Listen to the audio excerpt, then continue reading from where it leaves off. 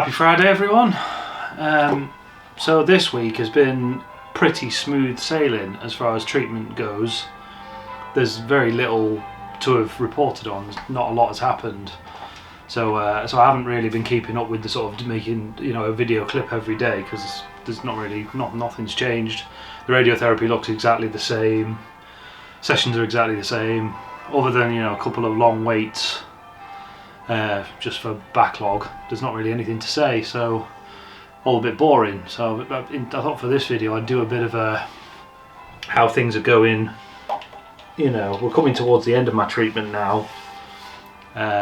There is 4 sessions left, so my last one is on Thursday, and I also have a clinic appointment with my oncologist to talk about I think partly to talk about the scan that I had to have as an emergency last week. There's going to be very little to say on that other than I feel fine now. I'll come on to those. I've written out a list up here of what I'm going to go over, so sort of talk about diet, exercise, meds, sleep, work, a little bit about the future, and sort of starting to think about goal setting.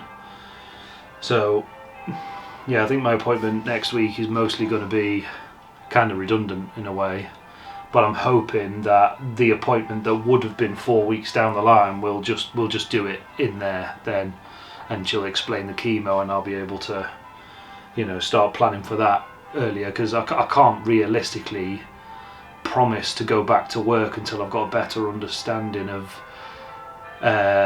how debilitating chemo is going to be. Radiotherapy has been relatively chill. There's been a few bumps in the road, which if you've been watching these you'll know. I'm going to do a sort of roundup once I'm fully finished. I'm going to do a summary video. So if you're new to these, then stick around for another week and you'll get the kind of roundup of what radiotherapy was like. But yeah, I've no real expectation of how chemo is going to go, to be honest. It's been a bit odd this last week, not really knowing kind of what's next. So yeah, I'll start with diet. So I did Christmas, as anybody would. I just allowed myself to have Christmas food, and as usual with Christmas you get a load of sugary things as presents, so I've been eating bits of those. They are disappearing slowly. Outside of that though, I've pretty much gone full keto again. I'm not quite there. I'm not down to 20 grams net carbs a day. I'm down to about somewhere between 10 and 15% carbs of my total calories for the day. So it's not quite ketosis, but it's close enough that I can feel the benefit. Like I'm having a lot fewer of my little focal episodes. The consistent numbness and everything that I had at the beginning of January, that's gone now. It does come on sporadically, but nowhere near as bad as it once was. At one point it was every day, at least once, possibly twice or 3 times, and it's now maybe once. Some days I don't get it at all. It depends on other things. There's other things to consider. So exercise is one of them. So I'm sat in the garage now about to do one of my 88 things for today. So for anyone who doesn't know, in January I'm completing the 88 challenge for the brain tumour charity. So there's a link for donations down in the description. That'd be helpful if you haven't already donated. Please, every little helps. There are 88,000 people in the UK, only in the UK, living with a brain tumour today, so that's what that's all about. The idea is you do 88 of something, anything, every day. I fell behind early in January because I got ill. I've caught up now though through combining things together into couplets, doing 2 at a time essentially. So like yesterday for example was 88 calories on the row or 88 burpees. Burpees were sucked, but I did it. Don't know what I'm going to do today yet. I did make a schedule, but now that I've got the freedom to just do 88 of something every day, I'm just going to go by feel. So like today for example, I haven't slept very well. diet's been on point today. We have already been for quite a big walk, and we did go to the supermarket earlier, and I still do get the sort of sensory overload of going to the supermarket. So while we were in the supermarket, I had these glasses on, the pink ones, and really I needed my big, much darker green ones on, and I think I'd have been okay. But I got to the point where, well, by the time we got to the till, I was just like swiping stuff into the bag, like, oh, okay, we've got to go. But it's all manageable. It's all things that I've, had to live with. So the other thing as well is I did forget these yesterday. Was it yesterday? Yeah, I think it was yesterday. And while I was sat in the waiting corridor for my radio session, I could feel stuff coming on upstairs, and it took me about 10 minutes to realise I didn't have my glasses on. And then once I realised, I remembered that I had the green ones in the bag, so I sat there looking like Stevie Wonder in the waiting room. But it's all stuff I've got to do to make it work. So diet, sleep, they all tie in together. The exercise as well. If some days I feel good and I'll go nuts in here and I'll really try and push it a little bit, but there are other days when I need to scale it back a little bit. So today I imagine I'm going to probably do something relatively chill, either on here or there, just to get a bit of cardio in, and then I'm going to pick something. I'm not sure what I'm going to do, to be honest. As a 88, just do 88 of them. Try and break it up in an interesting way, just so that I've got a way of counting. So I have found that when I'm doing these exercises, once I get out of breath and my heart rate is up and I'm sort of, I'm up and going, I completely lose the ability to keep count. So I have to find interesting ways of keeping count. Sometimes it's just moving counters around on the floor. Sometimes I write it on the board as I'm going. So I'll do, every minute on the minute kind of thing, and I only have to keep count for a minute then, and then I write down what I've done in that minute, and then it's done, and I can forget and do the next minute. So I might do that in a bit. I haven't decided what I'm going to do yet. So the next thing on the list, meds. Yeah, so after I had that episode last week, my meds were changed a bit. Basically, they just put me back onto a slightly higher dose of steroid to help reduce the swelling, or the thickening of the dura, actually. So yeah, so the problem they found after the MRI and everything was that the bag that your brain is in is the bit here where the where the X-rays are going in. The bag is thickening, essentially. Same way that if you work with your hands, you get callousy hands, or if you play guitar, you get callousy fingertips. So that's what they think it is. It's the bag that encloses your brain inside your skull. The bag itself, that layer was getting thicker, and as a result, pushing on the part of my brain that we know controls my arm and the left side of my face. So that was all that was. As I say, it's all but gone now. The med adjustment seems to have done the trick, and the diet and trying as best we can to get good sleep and stay active and recover that way seems to have helped. On sleep, not the best. Izzy, bless him, he's not really one for routine, it turns out, this baby. So we're not sleeping incredibly well. We're managing roughly 6 hours a night. I get to have mine in one go, but obviously Emma's got to have, there's 6 hours is too long for him to go without a feed, so she gets like 2 sort of 3 hour blocks. So last night, for example, I didn't go to bed until about 20 to 4, but then I got to sleep through until almost 10 o'clock, so it's not ideal, but it's what we've got to do for now. Going forward into the future, I'll have to prioritise sleep a lot more carefully, and it may be that once I get to the chemo, that side of things is going to have to become a much heavier priority. So that's one of the things where I need to speak to the oncologist to find out how important is that going to be, because if getting sleep is going to be an absolute priority, the chances of me being able to do a normal work day are much lower, because I'm going to have to get a nap in at some point, probably. probably should be getting a nap in anyway, realistically. But yeah, I seem to be okay at the moment. The combination of having fixed the diet, the meds, doing some exercise rehab and staying active and all that sort of stuff seems to have offset how poor the sleep is, which is, I think, with the benefit of looking back now, I think that's where I got ill. My diet had gone downhill. I'd not really done much exercise over Christmas because who does that? Busy seeing family and all that sort of stuff. And sleep was not great, so the combination of all three of those things, and the meds was coming down over Christmas, and obviously because it's Christmas there's nobody at the hospital, so I wasn't in as much, and I think it was just a bit of a quadruple whammy of all those things added up, tipping me over the edge. Whereas now I for example, if I have a day where I know I've slept really poorly, I'll put a lot more effort into making sure that I don't have any sugar the following day. It's sugar and carbs that seem to tip me over the edge.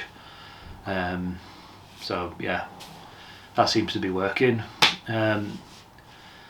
Work. So yeah, so I am getting to the point now where I'm starting to, at one point I didn't think I was going to be useful for anything ever again. But I feel like my brain power is coming back, and I'm starting to get to the point where there are periods in the day now, especially at the weekends when we're not doing as much and I've not got any treatment, where I'm getting bored. So that for me just means, my brain is sat there going, right, okay, come on, let's do something.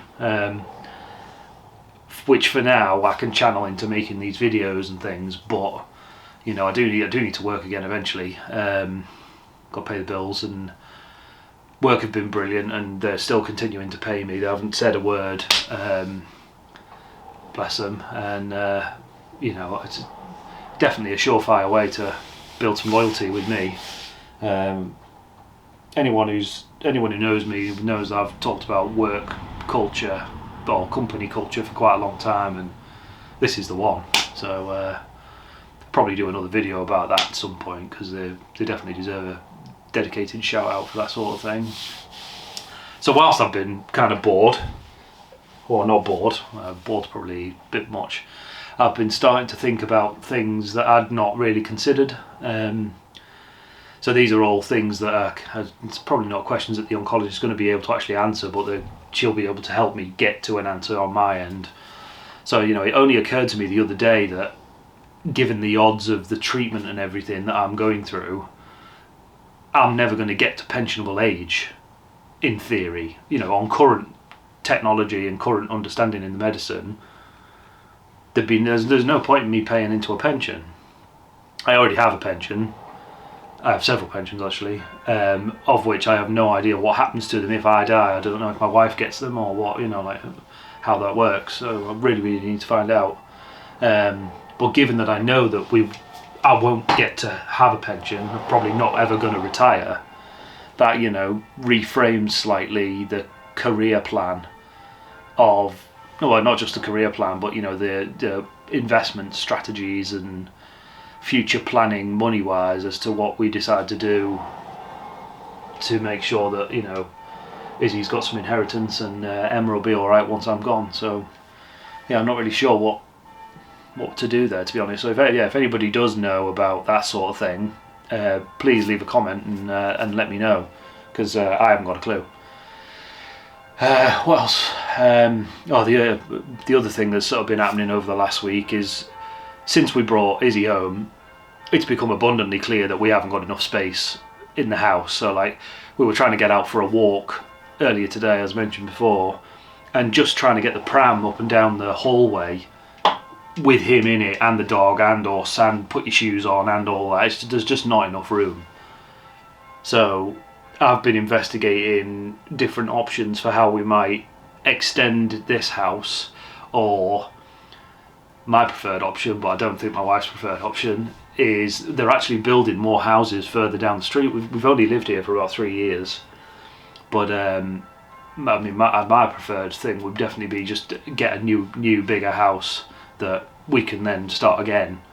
And the move would be, in theory, I'm sure there's plenty of things that could go wrong, but But let's assume that everything goes smoothly, legal, and there's no one pulls out of anything at the last minute and all that sort of stuff. But that shouldn't be a problem actually. If we're going into a new house, no chain to deal with,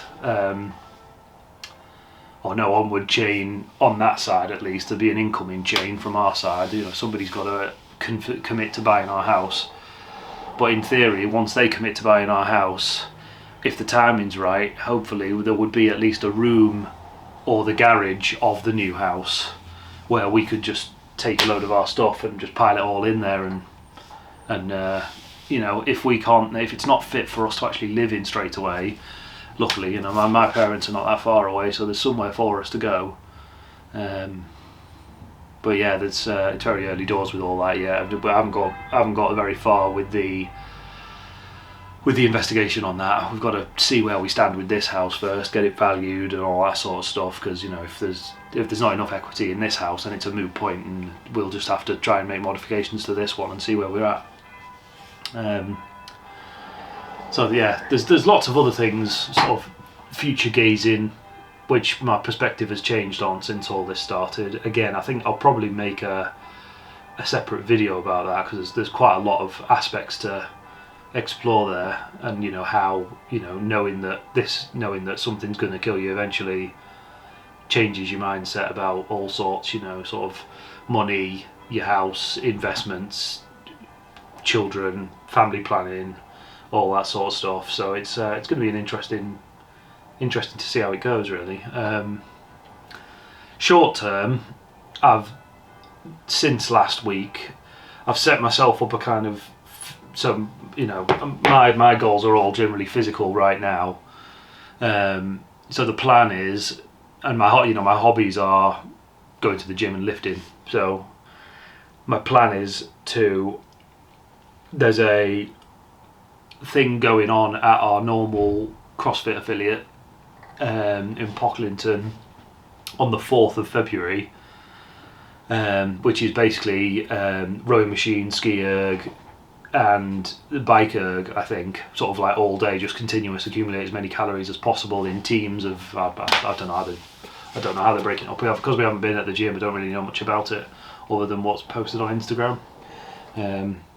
So I can't commit to joining a team in case I feel like trash, but I've said I'd like to go and join in, and Amelia, hi Amelia if you're watching this, has said that I can be kind of like official substitute in case anyone gets cramp or anything like that. So that'll be a good thing to build. As I'm doing these workouts every day throughout January, they're mainly aerobically focused, so that'll be a good way to sort of build an aerobic base and then do a big aerobic thing one day.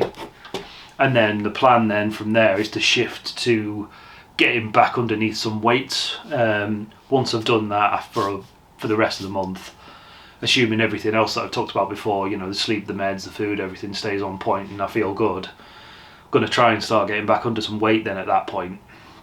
I didn't think I would touch a barbell again for a long time, but in my PT session this week, the Jack, hi Jack if you're watching, let me have a go at a few cleans, which were a bit wonky, but I did them. There were a couple of good ones in there, but yeah, my technique has definitely suffered for lack of practice. It's been a long time. So I'm going to start with the basics, just start with some squatting and some deadlifting, probably ridiculously light, just to build it up, and then hopefully over the course of February rather, build towards the 4th of March, where I've signed up for a seminar in Hull for like an official British weightlifting sort of techniques seminar, and then from there then potentially joining that gym for some additional coaching, or maybe just open gym. It's something that it's a place that I can get to on my own on the bus. I'm trying to think longer term. I can't continue to have everybody ferrying me around.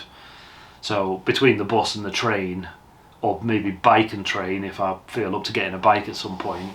The train station is bikeable, and then you get the train from So it'd be about a 20-minute bike, and then train then into Hull would be 15 minutes, and then it'd be another 20-minute bike on the other side, which I think is probably feasible.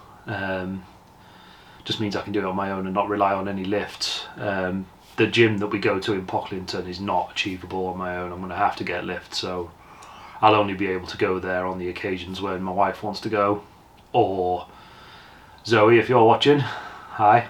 I may ask you a couple of times if you don't mind coming to get me. So yeah, I haven't got that far yet though. For now, all the recovery is going to just still be in here, I think, because there's still some weaknesses. Left shoulder is, I mean, I'd already damaged that prior to having my seizure back in August, and it's still not quite right. But the left side generally is weak, so yeah. Doing those burpees yesterday, by the time I got towards the, into the 70s and the 80s, pushing up on the left side, really had to, really throw it up, whereas the right side just went up and it was fine. So yeah, it's something that I need to work on. Not sure what I'm going to do today, as I mentioned. So I'm just starting to look around now, think what I'm going to do. But in terms of the update on sort of treatment and how everything's going, I think that kind of covers everything. I think that covers everything. Treatment, diet, exercise, meds, sleep, work, future goals. As I said, there's probably going to be some more in-depth videos about some of these bits, and once I'm actually finished the radiotherapy next week, I will do a kind of roundup of that's how radio went video. But yeah, I think that's all for now. So yeah, if these are helpful for anyone who doesn't know me, if you find these videos helpful, please do subscribe, like, comment, all that stuff. It does help. People who do know me, you should be liking, commenting, and subscribing as well. The